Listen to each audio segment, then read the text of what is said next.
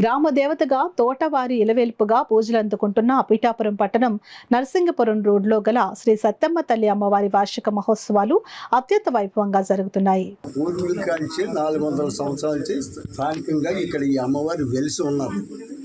నేను చెప్పేదానికి నా వయసుకి సంబంధం ఉండదు.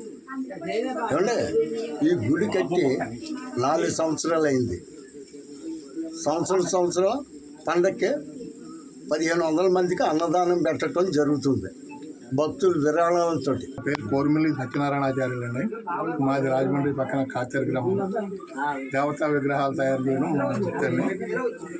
ఇక్కడ దేవాలయ నిర్మాణానికి స్థల నిర్ణయానికి ఏ స్థలం బాగుంటుంది ఏంటి చూడాలని చెప్పేసి రప్పించారు. స్థలం చూసాం.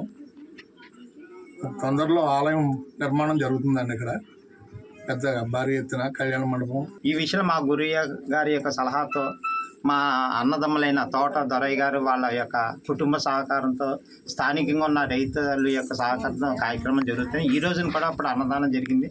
ఈ కార్యక్రమం జరగడానికి ముఖ్య కారకులు స్థానికంగా ఉన్న రైతులు, ఇక్కడ వన్నువారని సెట్టిబల్లి గ్రామస్తుల యొక్క సహకారాలతో వాళ్ళు కూడా ప్రతి శుక్రవారం భజన జరుగుతూ చేస్తున్నారు. ఆటోమేటిక్గా మన సనాతన ధర్మంలో నిత్యం ఒక అమ్మవారు ఈ యొక్క గుడిలో నామస్మరణ చేయటం, ఆ నామస్మరణ వలన ఆ చుట్టుపక్కల యొక్క ప్రాంతం శాంతి సౌభాగ్యం కలుగుతుంది.